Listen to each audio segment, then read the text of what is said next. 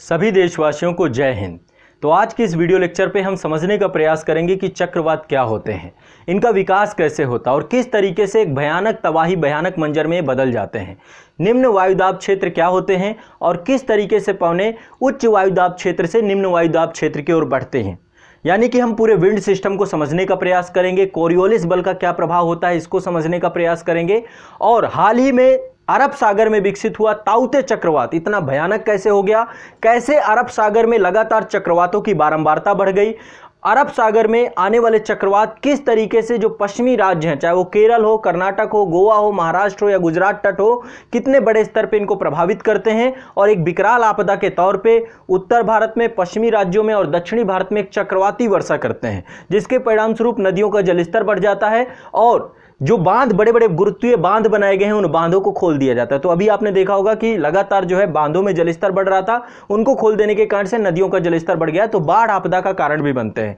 तो एक बड़ी भयावह प्राकृतिक आपदा के तौर पे चक्रवातों की बारंबारता बंगाल की खाड़ी में भी आता है और अरब सागर में भी आता है। लेकिन अरब सागर के चक्रवात इतने भयावह नहीं थे, लेकिन हाल ही के कुछ वर्षों में अरब सागर में चक्रवातों की बारंबारता बढ़ी है और अरब सागर के चक्रवात बहुत भयानक होते जा रहे हैं। तो आज जो है इसको समग्रता से समझने का प्रयास करेंगे कि चक्रवात कैसे विकसित होते हैं, किस तरीके से चक्रवातों का विकास होता है और वो चक्रवात, प्रति चक्रवात क्या है, चक्रवात क्या है और पूरा विंड सिस्टम क्या है, बहुत आसानी से समझाऊंगा और कैसे इससे राहत और बचाव कार्य किया जाता है इसको भी समझने का प्रयास करेंगे। तो यहां पे आप देख रहे हैं सबसे ऊपर ये जो पहली आकृति आपको दिख रही है, ये चक्रवात की आकृति है, ये आपका चक्रवात है ना, चक्रवात है। यहाँ पे देख रहे हैं एक बीच में आपको ब्लैक कलर का एरिया मिल रहा होगा, बड़ा शांत एरिया है, इसको चक्रवात की आंख कहा जाता है।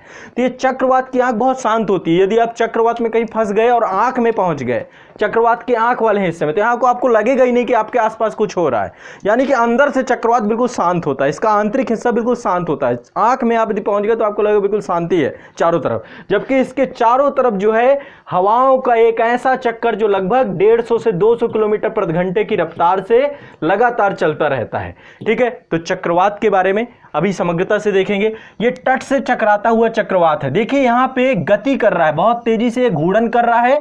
ये दो प्रकार की चक्रवात गतियां करता है, एक तो अपने अक्ष में घूमता है, जैसे पृथ्वी है ना, पृथ्वी अपने अक्ष में घूम रही है गोल गोल करके, जैसे कि मैं आपको दिखाऊं, ये आपका ग्लोब है, तो ग्लोब में देख रहे हैं पृथ्वी अपने अक्ष में घूम रही है ना, अपने ही अक्ष में घूर्णन कर रही है और साथ ही अपने ऑर्बिट में भी घूम रही है, अपने ऑर्बिट में भी घूम रही है, अपने अक्ष में भी घूम रही है और अपने ऑर्बिट पे भी घूम रही है। तो उसी प्रकार से चक्रवात भी अपने अक्ष में भी घूमता है, यानी कि अपने इसके चारों तरफ गोल गोल घूमता है अपने अक्ष में, और ऑर्बिट में भी घूमता है। तो ऑर्बिट में घूमते घूमते, परिभ्रमण करते करते ये तटों से टकराता है ना।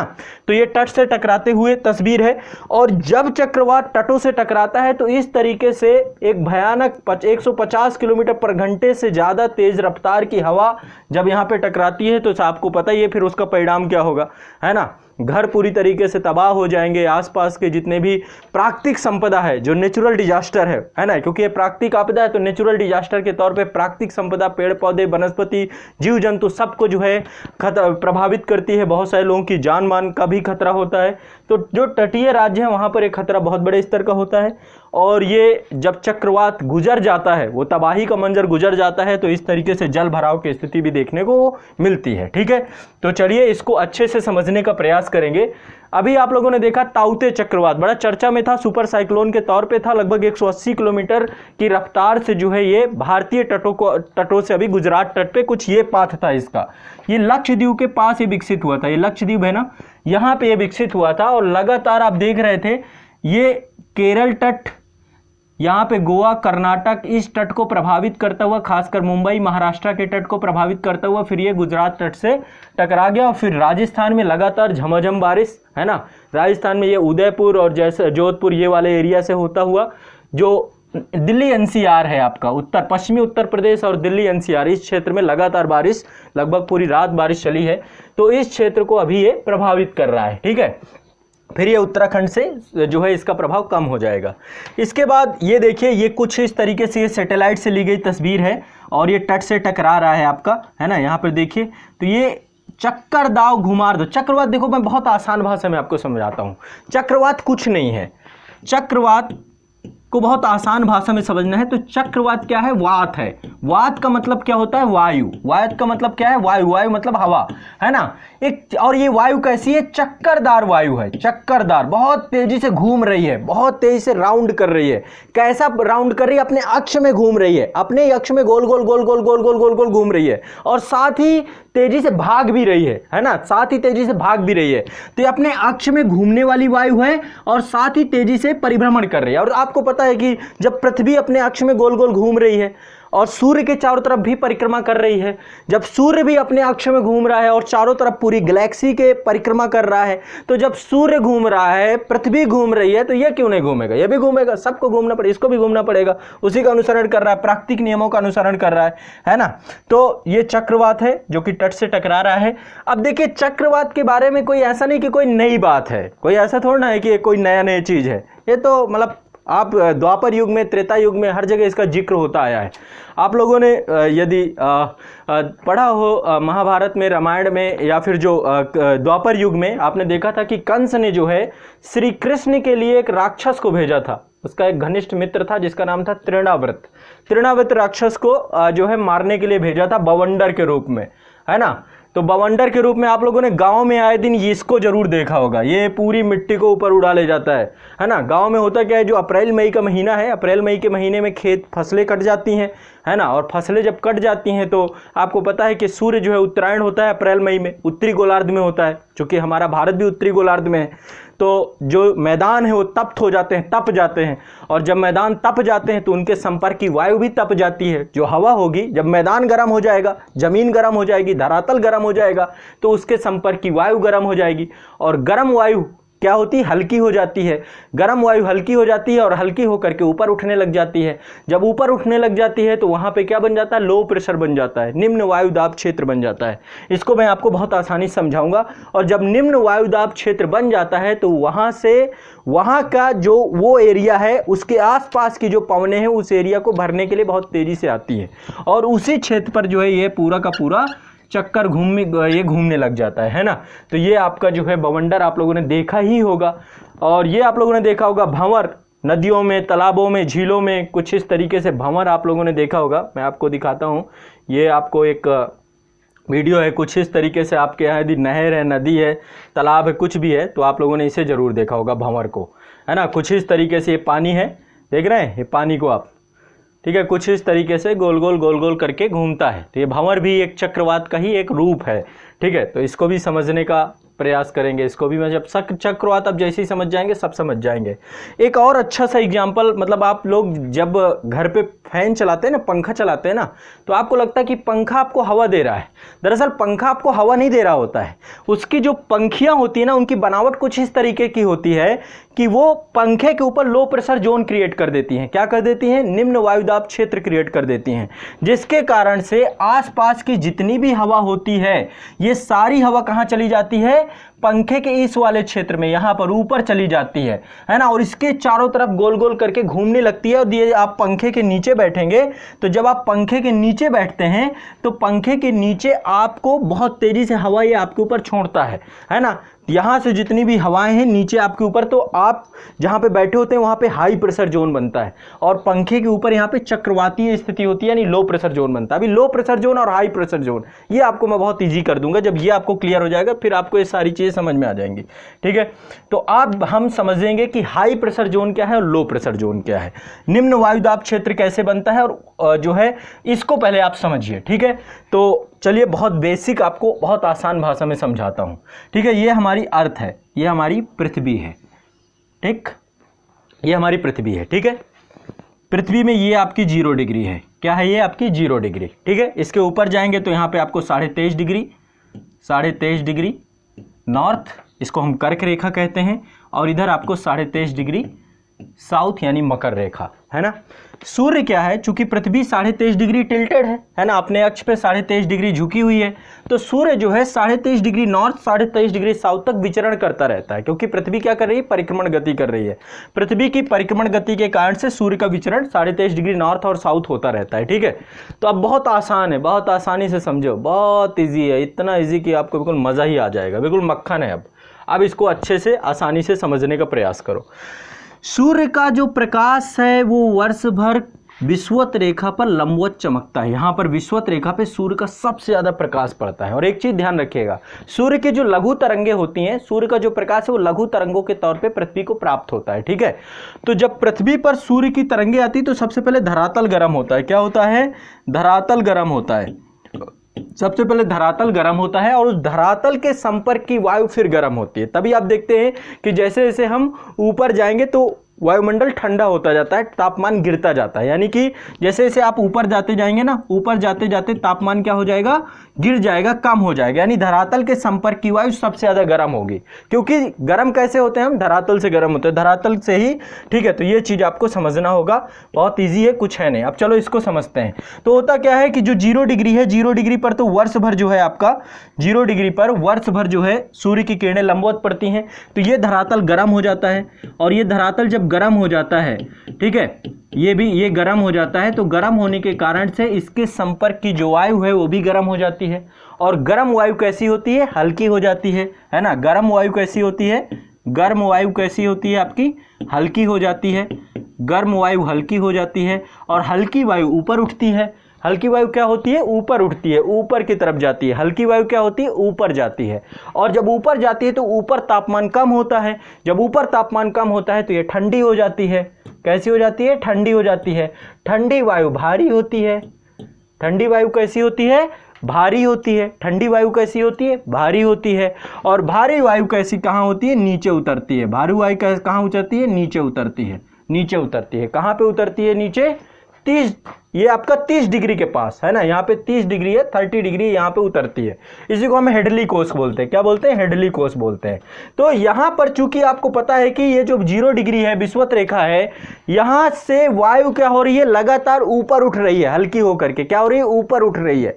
जब लगातार ऊपर उठेगी, यहाँ पे वायु रहेगी ही नहीं, धरातल के संपर्क वाली वायु गर्म होकर के ऊपर उठेगी, तो आप खुद समझिए ना, हर चीज दबाव डालती है। देखो हर चीज दबाव डालती है। जैसे ये पेन है, ये पेन है तो ये भी दबाव डाल रहा है। इसको मैं ऊपर रख दूं तो ये दबाव डाल रहा है। यदि मैं 2 पेन रख दूं तो और ज्यादा दबाव डालेगा, 3 पेन रख दूं तो और दबाव डालेगा, 4 रख दूं तो और दबाव डालेगा। यदि इनकी संख्या बिल्कुल कम हो जाए, यदि ये खत्म हो जाए तो ये दबाव ही नहीं डालेगा। ऐसे ही हवा के साथ भी है, हवा भी दबाव डालती है। हवा का भी अपना प्रेशर होता है, हवा का भी अपना दबाव होता है, ठीक है। तो यदि हवा नहीं रहेगी तो दबाव भी नहीं रहेगा, यदि हवा रहेगी तो दबाव रहेगा। सीधी साफ सी बात है। जैसे आप लोग पेपर हैं, पढ़ाई है, तो पढ़ाई का एक दबाव है, एक प्रेशर है। अभी एग्जाम की डेट बढ़ जाए, दबाव खत्म। अभी देखा ना, अभी यूपीएससी ने और यूपीपीएससी ने एग्जाम की डेट बढ़ा दी तो क्या हो गया? दबाव कम हो गया आपका, है ना। या एग्जाम में भी बच्चों को प्रोन्नत कर दिया जा रहा है कोरोना के कारण से, तो उनका दबाव खत्म हो जाता है। कोई बात नहीं है, पढ़ने की जरूरत नहीं है, बच्चे घर में बैठे हुए हैं। तो हर चीज जो है, तो सिंपल आसान भाषा में बस ये समझना है कि जब कोई चीज रहेगी तभी उसका दबाव होगा। अब यहां से देखो 0 डिग्री से लगातार हवा क्या हो रही है? ऊपर उठ के जा रही है। कहां ऊपर उठ के जा रही है? वायुमंडल पे। और वायुमंडल पे जा रही तो वहां ठंडी हो जा रही। ठंडी हवा भारी होती है, भारी हवा नीचे बैठती है। तो यहां पे 30 डिग्री पे लगातार बैठ रही है हवा, है ना। तो आप एक चीज समझिए, यहां पे एक चीज समझिए, यहां पे एक लो प्रेशर क्रिएट हो जाता है। लो प्रेशर मतलब वायु है नहीं, तो यहां पे निम्न वायुदाब क्षेत्र क्रिएट हो जाता है। जहां पे धरातल गर्म होगा और गर्म धरातल की वायु ऊपर उठेगी, गर्म धरातल की वायु ऊपर उठेगी, तो वहां पे नीचे लो प्रेशर जोन क्रिएट हो जाएगा। क्या हो जाएगा? लो प्रेशर जोन, यानी कि वायु कम है, वहां पे वायुदाब कम है, ठीक है। और यहां पे लगातार वायु नीचे बैठ रही, तो यहां पे हाई प्रेशर जोन क्रिएट हो जाएगा, क्योंकि यहां पे लगातार वायु आ रही है, ऊपर से वायु लगातार आ रही है। जैसे पंखे के नीचे आप खड़े हैं और लगातार पंखा आपके ऊपर वायु दाब फेंक रहा है, तो आपको एक दबाव महसूस होता होगा। एक दबाव महसूस होता है ना, वो आपको हाई प्रेशर, हवा का दबाव होता है। वो किसका दबाव होता है? हवा का दबाव। और पंखे के ऊपर चूंकि वहां पे वायु चूंकि नीचे बार बार फेंक रहा है, तो ऊपर लो प्रेशर, है ना। तो एक चीज बस क्लियर रखना है, हाई प्रेशर जहां पे पवन ज्यादा होगी वहां पे हाई प्रेशर, उच्च दाब जहां पे पवन नहीं होगी वहां पे लो प्रेशर। सीधी साफ सी बात है। तुलनात्मक तौर पे भी यदि 2 स्थानों की हम तुलना करेंगे तो कहीं पे लो प्रेशर होगा, कहीं पे हाई प्रेशर होगा, इतनी सी बात है। अब इसको ध्यान से समझना है। हवा जो बहती है, हवा हमेशा हाई प्रेशर से लो प्रेशर की तरफ बहती है। किधर बहती है? हाई प्रेशर से लो प्रेशर। हर व्यक्ति हाई प्रेशर से लो प्रेशर की ओर जाना चाहता है। आप भी तो हाई प्रेशर से लो प्रेशर की ओर जाना चाहते हो ना, जाना चाहते हो कि नहीं जानते हो? जैसे कुछ एग्जांपल आपको बताता हूं। जैसे आप लोग देखते हैं कि ट्रेन है ना, एक छोटा सा फॉर्मूला और समझ लीजिए। यदि कहीं पे वेग ज्यादा होगा, कहीं पे वेग ज्यादा होगा, तो वहां पे दाब कम हो जाता है, प्रेशर कम हो जाता है, ठीक है, कहीं पे वेग ज़्यादा होगा, वेलोसिटी ज़्यादा हो जाएगी, वहाँ पे क्या होगा, प्रेशर कम हो जाएगा। और कहीं पे वेग कम होगा, एक फिजिक्स का फॉर्मूला है, कहीं पे वेग कम होगा, ठीक है, तो वहाँ पे क्या होगा, प्रेशर आपका ज़्यादा हो जाएगा। तो जब आप लोग देखते हो ना रेलवे स्टेशन पे यदि आप खड़े हो और रेलवे स्टेशन पे खड़े होने के पास वहीं पे राजधानी गुजर जाए, गतिमान एक्सप्रेस गुजर जाए, कल के दिन बुलेट ट्रेन चल रही वो गुजर जाए 300 साढ़े 300 किलोमीटर पर घंटे की रफ्तार से, तो क्या होगा, आपको भी साथ ले जाएगी। क्यों साथ ले जाएगी, क्योंकि उसकी स्पीड बहुत ज़्यादा है, और स्पीड बहुत ज़्यादा है तो स्पीड बहुत ज़्यादा होने के कारण से क्या है, प्रेशर वहाँ का कम हो जाएगा। और कोई भी चीज़ कहाँ से कहाँ जाना चाहती है, कोई भी चीज़ हाई प्रेशर से लो प्रेशर की तरफ जाना चाहती है, कोई भी चीज़ हाई से लो। तभी आप देखते हैं, कई बार आप देखते हैं कि बहुत सारी मिट्टी कंकड़ ये सारी चीज़ें क्या होती हैं, यदि कोई वाहन जा रहा है, कोई जो है बस जा रही है, उसके पीछे बहुत तेज़ी से भाग रहे होते हैं, वो भाग नहीं रहे हैं, वो हाई प्रेशर से लो प्रेशर की तरफ जा रहे हैं, क्योंकि वहाँ पर प्रेशर कम है। तो जहाँ पर भी प्रेशर कम होगा, आप हाई प्रेशर से लो प्रेशर की तरफ ही जाना चाहते हो। हर व्यक्ति प्रेशर, आप प्राइवेट जॉब में क्या है, हाई प्रेशर है, तो आप कहाँ जाना चाहते हो, सरकारी जॉब में, क्योंकि वहाँ पे लो प्रेशर है। सीधी साफ सी बात, आसान सी सिंपल सी बात समझा रहा हूँ आपको। तो यहाँ पर भी आपको एक कॉन्सेप्ट समझ लेना है कि पवन का चलने का जो तरीका है वो हाई प्रेशर से लो प्रेशर की तरफ बहती है। ठीक है, पवन कहाँ से कहाँ चलेगी, हाई प्रेशर से लो प्रेशर की तरफ। जहाँ पे लो प्रेशर होगा, जहाँ पे वायु नहीं होगी, उसको भरने के लिए वायु आ जाएगी आसपास की। ठीक है, यही साइक्लोन का बिल्कुल सिंपल सा फॉर्मूला है, इसी के यही एक पूरा तरीका है जिस कारण से साइक्लोन होता है। ठीक है, साइक्लोन होने का यही एक कारण है। मैं आपको यहाँ पर थोड़ा सा इस पे समझाने का प्रयास करूँगा, एक आपको इसके माध्यम से। ठीक है, आप देखेंगे, ये आप देखिए, ये आप यहाँ से आपको स्पष्ट हो जाएगा। ये आप देखिए, ये क्या है आपका, ठीक है, ये साइक्लोन है आपका, साइक्लोन है। चारों तरफ की पवन जो है आ रही हैं, कहाँ पे आ रही हैं, यहाँ पे लो प्रेशर जोन में। तो साइक्लोन में होता कुछ नहीं है, लो प्रेशर जोन जो क्रिएट होता है, उस लो प्रेशर जोन के चारों तरफ पवनें आती हैं। अब इससे समझ सकते हैं आप, ये आप समझ लीजिए आपकी पृथ्वी है, ये आपकी पृथ्वी है। ठीक है, ये आपका 0 डिग्री है, इक्वेटर है। ठीक है, ये 0 डिग्री है आपका इक्वेटर है। ठीक है, 0 डिग्री है इक्वेटर।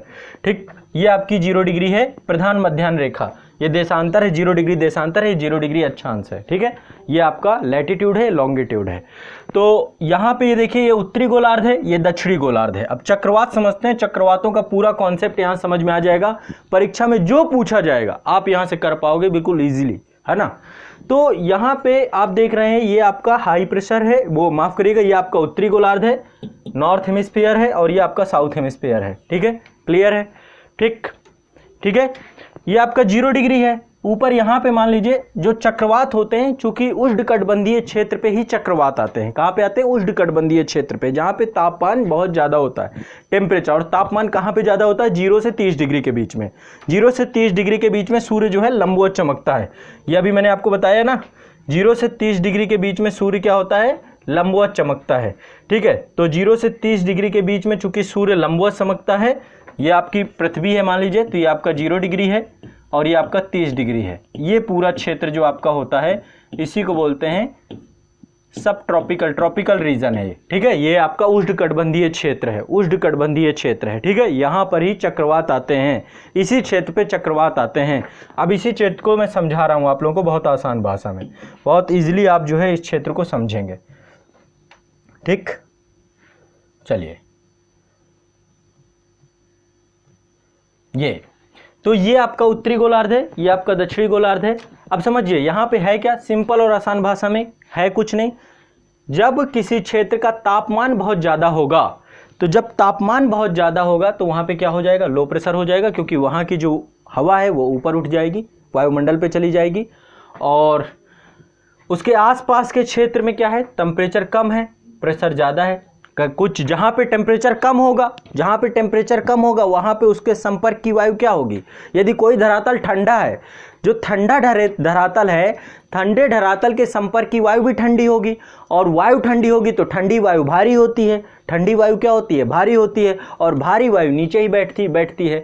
तो वहाँ पे हाई प्रेशर क्रिएट होगा। जहाँ पे टेम्परेचर कम होगा वहाँ पे हाई प्रेशर होगा, जहाँ पे टेम्परेचर ज़्यादा होगा वहाँ पे लो प्रेशर होगा। क्यों, क्योंकि वहाँ पे टेम्परेचर ज़्यादा होगा, वायु उसके संपर्क की वायु क्या हो जाएगी, वायु ठंडी हो जाएगी, और ठंडी वायु जो है गर्म हो जाएगी, गर्म वायु ऊपर उठ जाती है। तो पवनें चलना शुरू हो जाएंगी। बस सिंपल सी आसान बात है, पवनें चलना चालू हो जाएंगी। पवनें किधर चलेंगी? High pressure to low pressure, high pressure to low pressure, high pressure to low pressure, पवनें चलना चालू हो जाती हैं। ठीक है, और चूंकि ये जलीय क्षेत्र में होती हैं तो एक चक्राकार आकृति ग्रहण कर लेती हैं। जलीय क्षेत्र में या धरातलीय क्षेत्र में क्या होती हैं? सारी पवनें जो है, तो आप ध्यान रखिएगा चक्रवात में जो पवनें होती हैं वो बाहर से अंदर की तरफ जाती हैं। पवनें कहां से होती हैं? बाहर से अंदर तरफ, बाहर से अंदर तरफ, बाहर से अंदर तरफ, बाहर से अंदर तरफ। और एक चीज ध्यान रखिएगा, जैसा कि आपको पता होगा कि चूंकि धरती हमारा घूर्णन कर रही है, बहुत तेजी से अपने अक्ष पे घूम रही है, तो जो पवनें होती हैं वो उत्तरी गोलार्ध में अपने एक कोरियोलिस बल लगता है, इन पे एक आभासी बल लगता है, एक आभासी बल लगता है जिसे कोरियोलिस बल कहते हैं। तो अपनी दिशा के दाईं तरफ घूम जाती हैं और दक्षिणी गोलार्ध में अपनी दिशा के बाईं तरफ घूम जाती हैं। ठीक है, तो कोरियोलिस बल एक प्रकार का आभासी बल होता है जो कि घूर्णन, क्योंकि धरती घूम रही, घूमने के कारण से ये बल लगता है। तो उत्तरी गोलार्ध की जो पवनें होती हैं, ये सब विंड सिस्टम में मैंने पढ़ाया भी, आप लोग को क्लास में डिटेल से पढ़ाया है। तो उत्तरी गोलार्ध में पवनें अपने दाईं ओर घूम जाती हैं और दक्षिणी गोलार्ध में बाईं ओर घूम जाती हैं। तो आप देखेंगे जो चक्रवात होते हैं, जो साइक्लोन होते हैं, जो कि आपके 0 डिग्री से 30 डिग्री के बीच में आते हैं, यहां पे कोरियोलिस बल का प्रभाव होता है। और कोरियोलिस बल के कारण से देखो अपने अक्ष में घूर्णन भी करते हैं और परिक्रमण भी करते हैं, अपने अक्ष में घूर्णन भी करते हैं, परिक्रमण भी करते हैं। और इनकी जो पवनों की दिशा होती है वो एंटी क्लॉकवाइज होती है। पवनों की दिशा कैसी होती है? Anti clockwise. पवनें कैसे घूमती हैं? Anti clockwise. कैसे घूमती हैं? एंटी क्लॉकवाइज, और अंदर की तरफ रहती है चक्रवातों में। ठीक है, ध्यान रखिएगा, बहुत ही स्पष्ट रहिएगा, ये पूछता है क्वेश्चन। और दक्षिणी गोलार्ध में इनकी डायरेक्शन जो होती है वो क्लॉकवाइज हो जाती है। पवनों की डायरेक्शन क्या हो जाती है? क्लॉकवाइज हो जाती है। पवनों की डायरेक्शन क्या हो जाती है? क्लॉकवाइज। क्यों? क्योंकि अपने दिशा के किस तरफ घूम जाती है? बाईं ओर। ठीक है, उत्तरी गोलार्ध में दाईं ओर और दक्षिणी गोलार्ध में बाईं ओर, कोरियोलिस बल के प्रभाव से। कोरियोलिस बल क्या है? एक आभासी बल है जो कि पृथ्वी के घूर्णन गति के कारण से लगता है। तो यहां पर आपका हाई प्रेशर के कारण से जो है, माफ करिएगा, ज्यादा तापमान के कारण से पवनें यहाँ पे लो प्रेशर क्रिएट होता है और जो हवाएं चलती हैं high pressure to low pressure चलती है। तो चक्रवात कुछ नहीं है, पवनों का घूर्णन है, चक्करदार घूर्णन है पवनों का। चक्करदार घूर्णन किस कारण से होता है? क्योंकि निम्न दाब क्षेत्र क्रिएट हो जाता है और निम्न दाब क्षेत्र के कारण से पवनें हाई प्रेशर से लो प्रेशर की ओर चलती हैं और इसी कारण से चक्रवाती स्थिति होती है, समुद्री क्षेत्रों में हो चाहे स्थलीय क्षेत्रों में हो। स्थलीय क्षेत्रों में इसी को आप बवंडर कहते हैं और चक्रवाती वहां पर जो है आप, तो जितना ज्यादा लो प्रेशर क्रिएट होगा उतना ज्यादा पवनें चारों तरफ से आएंगी और उतनी गति और रफ्तार उनकी बढ़ती जाएगी। ठीक है, अब एक चीज तो ये हो गई, आपको समझ में आ गया होगा। और प्रति चक्रवात इसका जस्ट उल्टा है। प्रति चक्रवात क्या है? जहां पे टेम्परेचर बहुत कम होगा वहां पे हाई प्रेशर होगा, हाई प्रेशर होगा तो, और उसके आसपास यदि टेम्परेचर कहीं पे ज़्यादा है, उसके आसपास यदि टेम्परेचर कहीं पे ज़्यादा है, जैसे कि यहाँ पे टेम्परेचर हाई है, हाई टेम्परेचर कारण से यहाँ पे लो प्रेशर क्रिएट हो जाएगा, हाई टेम्परेचर कारण से यहाँ पे लो प्रेशर क्रिएट हो जाएगा, तो पवनें बाहर की तरफ जाएंगी। किधर जाएंगी? बाहर की तरफ पवनें जाएंगी, है ना, लो प्रेशर की तरफ पवनें जाएंगी। हाई प्रेशर से लो प्रेशर, हाई प्रेशर से लो प्रेशर, यही बात तो है ना। यही प्रति चक्रवात होता है, इसे एंटी साइक्लोन कहते हैं। क्या कहते हैं? एंटी साइक्लोन कहते हैं। हर एक चक्रवात के ऊपर क्या होता है? एक एंटी साइक्लोन भी होता है। हर एक चक्रवात के ऊपर एक एंटी साइक्लोन होता है। ठीक है, कैसे होता है? अब जो वही सीधी सी बात है, यहाँ पे हाई प्रेशर है, हाई टेम्परेचर है, उच्च ताप है। उच्च ताप के कारण से यहाँ पे लो प्रेशर क्रिएट हो जाएगा, क्योंकि पवनें कहाँ पे जा रहे हैं? ऊपर उठ के जा रही हैं। तो चूंकि ऊपर उठ के जा रही है तो ऊपर का प्रेशर क्या हो जाएगा? अभी मैं आपको इमेज के थ्रू इसको समझाता हूँ। ठीक है, यहाँ पे आप एक इमेज देख रहे हैं, ये वाली इमेज। ठीक है, इस इमेज में आप इसको समझने का प्रयास करिएगा। धरातल है, मान लीजिए धरातल है, जलराशि है, जो आप इसको समझना चाहे समझिए। जलराशि है, धरातल है, दोनों में मैंने दिखाया है। तो यहाँ पे आप देखेंगे, मान लीजिए 0 डिग्री से 30 डिग्री के पास सूर्य की ऊष्मा खूब प्राप्त होती है उत्तरायण में। ठीक है, तो यहाँ पे क्या होगा? हाई टेम्परेचर हो जाएगा, हाई टेम्परेचर से लो प्रेशर क्रिएट हो जाएगा। लो प्रेशर के कारण से यहाँ पर होना क्या है? लो प्रेशर के कारण से यहाँ पे जो पवनें हैं वो बहुत ज़्यादा गर्म हो जाएंगी, गर्म होकर के ऊपर उठेंगी, और जब ऊपर उठेंगी तो ऊपर क्या हो जाएगा? क्योंकि पवनें बहुत ज़्यादा रही तो ऊपर हाई प्रेशर क्रिएट हो जाएगा। पवनें लगातार ऊपर पहुंच रही है ना, जब पवनें ऊपर पहुंच रही हैं, ऊपर जाके ठंडी हो रही है, तो वहां पे हाई प्रेशर होगा, नीचे लो प्रेशर क्रिएट होगा। इसलिए ऊपर हर एक साइक्लोन के ऊपर जो है एक एंटी साइक्लोन होता है, प्रति चक्रवात होता है, ये भी ध्यान रखिएगा। ठीक है, जो अक्टूबर नवंबर में होता है, अक्टूबर नवंबर का जो चक्रवात होता है वो वास्तव में चक्रवात नहीं है। जो बंगाल की खाड़ी में चक्रवात अक्टूबर नवंबर में आते हैं, ऊपर लो प्रेशर बना होता है, उसका हाई प्रेशर नीचे बना होता है, उसका प्रति चक्रवात जो होता है वो होता है। चक्रवात तो ऊपर बना होता है, उसमें मैं बताऊंगा इस चीज को आपको पवन तंत्र में बहुत अच्छे से समझाऊंगा। देखो यही चीज है साइक्लोन में दिखाया गया है कि टेम्परेचर बहुत लो हो गया, टेम्परेचर बहुत हाई हो गया, हाई टेम्परेचर हो गया। हाई टेम्परेचर के कारण से यहाँ पे निम्न वायुदाब क्षेत्र बन गया। निम्न वायुदाब क्षेत्र के कारण से पवनें ऊपर उठ गई और पवनें ऊपर उठ करके यहाँ पे जो आसपास की हवा है वो चारों तरफ इस जगह को फिल करने के लिए आ गई और चक्करदार जो है स्वरूप बन जाता है। ये साइक्लोन होता है। एंटी साइक्लोन में इसके जस्ट अपोजिट होता है, तापमान बहुत कम होता है, जिसके कारण से तापमान कम होने के कारण से संपर्क वायु भी बहुत कम होती है और संपर्क वायु के कम होने के कारण से यहाँ पे उच्च वायुदाब क्षेत्र बन जाता है, एंटी साइक्लोनिक स्थिति। ठीक है, निश्चित तौर पे आप इसे समझ गए होंगे कि साइक्लोन क्या होता है। अब देखो विश्व भर में अलग अलग क्षेत्रों में साइक्लोन्स को अलग अलग नाम से जाना जाता है। भारत के आसपास हिंद महासागर के आसपास जो भी आपके उष्णकटिबंधीय निम्न दाब क्षेत्र बनते हैं इनको साइक्लोन कहते हैं, चक्रवात कहते हैं। जापान वाले क्षेत्र में जो विकसित होते हैं इनको टाइफून कहते हैं, ये भी बहुत विनाशकारी होते हैं टाइफून। और जो आपके मेक्सिको की खाड़ी के पास या जो अटलांटिक महासागर में उत्तरी अमेरिका महाद्वीप या दक्षिणी अमेरिका महाद्वीप के आसपास होते हैं इनको हम हैरिकेन्स कहते हैं। क्या बोलते हैं? हैरिकेन्स कहते हैं। ऑस्ट्रेलिया तट के पास जो विकसित होते हैं दक्षिणी गोलार्ध में इनको बिली बिली कहा जाता है। क्या बोला जाता है? बिली बिली बोला जाता है। तो इनको विश्व में अलग अलग नामों से भी जाना जाता है, विश्व में अलग अलग नाम होते हैं इनके। ठीक है कि हरिकेन्स क्या है? हरिकेन्स जो आपके यही चक्रवात ही होते हैं, निम्न दाबीय गर्त, निम्न दाबीय गर्त बोलते हैं। तो निम्न दाबीय गर्त ही होते हैं, लो प्रेशर जोन होते हैं जो है चक्करदार वायु इसमें है ना। तो ये भी बहुत तबाहीदार होते हैं, टाइफून भी बहुत तबाहीदार होते हैं और साइक्लोन भी बहुत तबाहीदार होते हैं। ठीक है, अब चूंकि आप समझिए, चूंकि ये सागरीय क्षेत्र से जो आते हैं, जो सागरीय क्षेत्र से चक्रवात आते हैं, ये क्या होता है? हाई प्रेशर, ज़्यादा टेम्परेचर होता है, उच्च जहाँ पे ज़्यादा टेम्परेचर होगा तो वहाँ पे वायु का होगी ऊपर उठेगी, है ना। अभी एक मैं इमेज के थ्रू आपको अगेन इसको और अच्छे से समझाने का प्रयास करूंगा। यहां पे इसको समझिए आप। देखिए ये आपका मान लीजिए ये जलीय भाग है आपका, ठीक है। और जलीय भाग में यहाँ पे जो है आपका हाई टेम्परेचर है। हाई टेम्परेचर के कारण से हो क्या रहा है, यहाँ पे हाई टेम्परेचर के कारण से पवनें ऊपर उठ रही हैं, है ना। पवन ऊपर उठ रही है। ऊपर उठने के परिणाम स्वरूप ऊपर जाकर के चूंकि तापमान गिरता जाता है तो ऊपर जाकर के पवन ठंडी हो जाती है, ठंडी पवन भारी हो जाती है और इसके आसपास की जितनी भी पवनें हैं वो सब इस जगह को फिल करने के लिए आ जाती हैं और साइक्लोनिक स्थिति डेवलप हो जाती है, साइक्लोनिक स्थिति डेवलप हो जाती है। ठीक है, ये चीज़ आप मेरे ख्याल से लगभग आप समझ गए होंगे, इसको बहुत ज़्यादा समझाने की जरूरत नहीं है। ठीक है, और ये पवनें आर्द्रता युक्त होती हैं क्योंकि सागर क्षेत्र से हैं, जल राशि के ऊपर से घूम रही है ना। जल राशि के ऊपर घूमने के कारण से इनमें क्या होती है, जल ग्रहण करने की शक्ति होती है, क्योंकि ये कैसी होती है, गर्म पवनें, है ना। तो ये अपने साथ पानी को भी ऊपर ले जाती हैं, भाप बनाकर पानी को भी ऊपर ले जाती हैं। तो ऊपर जाके क्या होती है, बादलों में तब्दील हो जाती हैं और बादलों में तब्दील होने के कारण से खूब वर्षा कराती हैं। इसे चक्रवाती वर्षा कहते हैं। तो चक्रवाती वर्षा भी आपका इसके कारण से खूब वर्षा होती है। अभी उत्तर भारत में खूब वर्षा होती है जब चक्रवात आते हैं।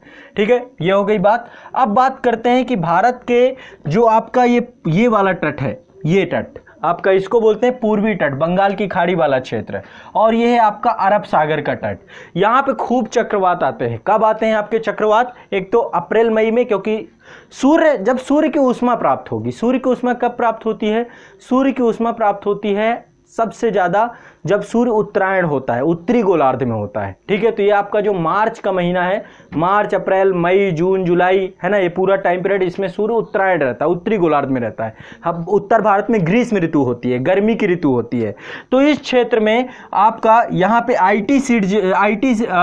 ITCZ जो है, इसके बारे में भारत के मानसून में हम बहुत डिटेल से पढ़ेंगे कि ITCZ क्या है, इंटर ट्रॉपिकल कन्वर्जन जोन क्या है। तो ये जो है आपका जैसे जैसे सूर्य जो है कर्क रेखा के ऊपर लंबवत चमकता है जून के महीने में, कर्क रेखा के ऊपर आ जाता है, तो उस टाइम पीरियड पे, है ना, उस टाइम पीरियड पे ITCZ भी धीरे धीरे ऊपर आता रहता है। ठीक है, भारत के ऊपर यहाँ पर, ठीक है, स्थल भाग में थोड़ा सा ऊपर और ये जलीय भाग में। तो यहाँ पर चक्रवात बनते हैं। अरब सागर क्षेत्र में भी चक्रवात बनते हैं और बंगाल की खाड़ी वाले क्षेत्र में भी चक्रवात बनते हैं। क्यों? क्योंकि ज्यादा तापमान, लो प्रेशर जोन क्रिएट होना और आसपास की पवनों का जो है लो प्रेशर जोन को क्या करना, उसको अपने साथ जोड़ लेना, भर लेना, ठीक है। तो एक चीज ध्यान रखिएगा, जो चक्रवात हैं प्राकृतिक नियमों का पालन करते हुए, चूंकि धरती पश्चिम से पूरब दिशा में घूम रही है, धरती कहां से कहां घूम रही है, पश्चिम से पूरब दिशा की ओर धरती घूम रही है आपकी, ठीक है, पश्चिम से पूरब दिशा। तो जो आपके चक्रवात हैं ये पश्चिम तट की ओर भागते हैं। किधर भागते हैं? पश्चिम की ओर, अपने स्थान से पश्चिम की ओर भागते हैं, इनका प्राकृतिक रूप है। तो आमतौर पे देखा जाए तो अरब सागर में जो चक्रवात बनते हैं, अरब सागर के चक्रवात को अपने पश्चिम में चला जाना चाहिए, कभी भारतीय तटों पे नहीं आना चाहिए, है ना। अरब सागर के बनने वाले चक्रवातों का इस तट पे नहीं आना चाहिए, और आमतौर पे होता भी यही है। ज्यादातर चक्रवात जो है भारतीय तटों पे नहीं आते, बल्कि ये ओमान है आपका, या फिर जो अरेबियन कंट्री है उनमें जाकर के टकराते हैं, वहां पर भयावह रूप लेते हैं। लेकिन होता क्या है कि प्रकृति तो यही है कि ये पश्चिम की ओर जाएगा, लेकिन कभी कभी क्या होता है, चूंकि यहाँ पे राजस्थान है, राजस्थान आपका रेतीला क्षेत्र है, यहाँ पे आपका मरुस्थलीय क्षेत्र है, तो मरुस्थल के कारण से यहाँ पे बहुत तप्त हो जाता है। अप्रैल मई के महीने में यहाँ पे जो अरेबियन सी है यहाँ पर चक्रवात बनते हैं, और ये आपका चूंकि बहुत गर्म हो जाता है, बहुत गर्म होने के कारण से यहाँ की संपर्क वायु भी बहुत गर्म हो जाती है, और यहाँ पे लो प्रेशर जोन क्रिएट हो जाता है। क्या हो जाता है? Low pressure zone. ये लो प्रेशर जोन इस चक्रवात की चक्रातीय वायु को अपने तरफ खींचना प्रारंभ करता है, अपने तरफ खींचना प्रारंभ करता है। और आपको एक चीज और पता है कि अब बड़ी तेजी से औद्योगिकरण बढ़ा है, बड़े बड़े औद्योगिक नगर भी आपको पता है कि यहाँ पर विकसित है ना। चाहे मुंबई हो, मुंबई एक मुंबई, पूना, सूरत, जामनगर, जो ये आपके जितने भी हैं, भावनगर, ये जितने भी हैं, तो ये सब क्या औद्योगिक नगर हैं। औद्योगिक नगरों के कारण से क्या हुआ है, बड़ी तेजी से वृक्षों का कटाव हुआ है, वृक्षों के कटाव के कारण से तापमान बढ़ा है, टेम्परेचर बढ़ा है, और वैसे भी अप्रैल मई के टाइम पीरियड पे टेम्परेचर ज़्यादा ही होता है। उसके परिणाम स्वरूप इन चक्रवातों को ये अपने तरफ जो है खींचते हैं, और इसके कारण से जब ये लगभग, आपको पता ही है कि अब कोई चीज़ जो है जो 160-170 किलोमीटर पर घंटे की रफ्तार से कोई पवनें यहाँ पर आकर टकराएंगी तो निश्चित तौर पे विनाश ही करेंगी। और चूंकि वो आर्द्रता युक्त पवनें होती हैं, तो आर्द्रता युक्त पवनें क्या करेंगी, आर्द्रता युक्त पवनें खूब बारिश कराएंगे, खूब वर्षा कराएंगी, बहुत तेजी से तूफान आएगा, तो निश्चित तौर पे विनाश तो होना ही है ना, उससे डिस्ट्रॉय तो होना ही है।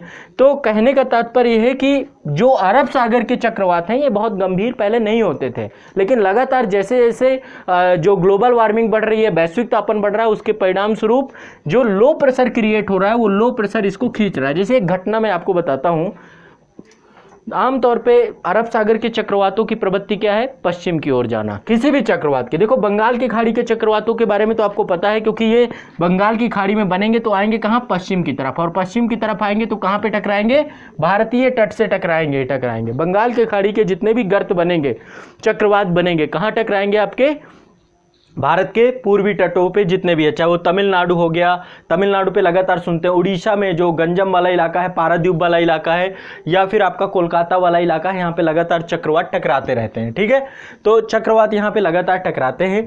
अब यहाँ पे एक चीज़ और हम समझने का प्रयास करते हैं कि एक बार क्या हुआ, 13 मई 1998 की एक घटना बताता हूँ। 13 मई 1998 को क्या हुआ कि आपको पता है कि मई का महीना था, मई के महीने वैसे भी तापमान बहुत ज़्यादा है। अरब सागर में एक जो है आपका, अरब सागर में एक चक्रवात पैदा हुआ, है ना, और अरब सागर में एक चक्रवात पैदा हुआ। आमतौर पे इसकी प्रवृत्ति पश्चिम की तरफ जानी थी, पश्चिम की तरफ, ओमान है जो ओमान की खाड़ी है, या फिर ओमान एक देश ही है, उसी की तरफ जाने की इसकी प्रवृत्ति थी, उसी की तरफ ये जा भी रहा था।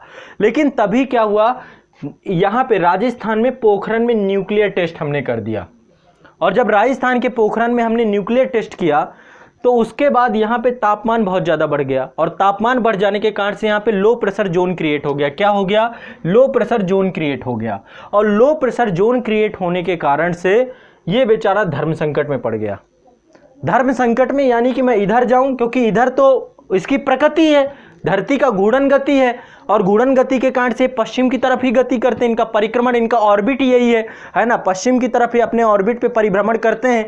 तो ये उसी प्रकृति का पालन कर रहा था। लेकिन यहाँ पे एक ऐसा लो प्रेशर जोन क्रिएट हुआ कि उसके परिणाम स्वरूप जो है ये जा करके गुजरात तट के पास ही गोल गोल चक्कर लगाने लग गया। अब इसको समझ में नहीं आ रहा था कि मैं इधर जाऊं कि इधर जाऊं, ये समझिए। और ऐसे में गुजरात तट के पास ही गोल गोल गोल गोल गोल गोल चक्कर लगाता गया और बहुत भयानक तबाही का कारण बना, है ना। तो अभी जो हाल फिलहाल में आने वाले, चाहे अभी ताउते चक्रवात हो, आपके जितने भी चक्रवात हैं, सभी जितने भी चक्रवात हैं, सभी हाल फिलहाल में बहुत भयानक इसी कारण से चक्रवात माने जाते हैं। तो जो आपका ताउते चक्रवात है, इसने भारतीय तटों को प्रभावित किया। इसे अत्यंत गंभीर चक्रवाती तूफान की श्रेणी में रखा गया है और यह चक्रवात लगभग 180 किलोमीटर पर घंटे की रफ्तार से भारत के जो गुजरात का तट है वहां से ये जो है आपका तो उष्णकटिबंधीय चक्रवात के तौर पे ये विकसित हुआ है। ठीक है, तो चक्रवात क्या होते हैं ये तो आपको स्पष्ट हो गया होगा कि निम्न वायुदाब क्षेत्र होते हैं। निम्न वायुदाब का विकास कैसे होता है? जब तापमान ज्यादा होता है तो उस तापमान के कारण से निम्न वायुदाब विकसित होता है। ठीक है, अब अगले वीडियो में हम समझने का प्रयास करेंगे कि चक्रवातों का नामकरण कैसे किया जाता है। जैसे ताउते का नामकरण किसने किया? म्यांमार ने किया। तो अगले वीडियो में हम चक्रवातों के नामकरण के बारे में समझेंगे कि इनका नामकरण कैसे करते हैं और चक्रवात को लेकर के आपदा और राहत कार्य कैसे किया जाता है। चक्रवात आपदा से पहले कैसे राहत, और क्योंकि चक्रवात का पता हमें पहले ही चला जाता है। ठीक है, सीडीआर सिस्टम क्या है इसको समझने का प्रयास करेंगे और किस तरीके से चक्रवात के बाद किस तरीके से आपदा और पुनर्वास का कार्य किया जाता है। ठीक है, तो इसको समझने का प्रयास करेंगे हम अगले वीडियो में। आप सभी का बहुत बहुत शुक्रिया, धन्यवाद।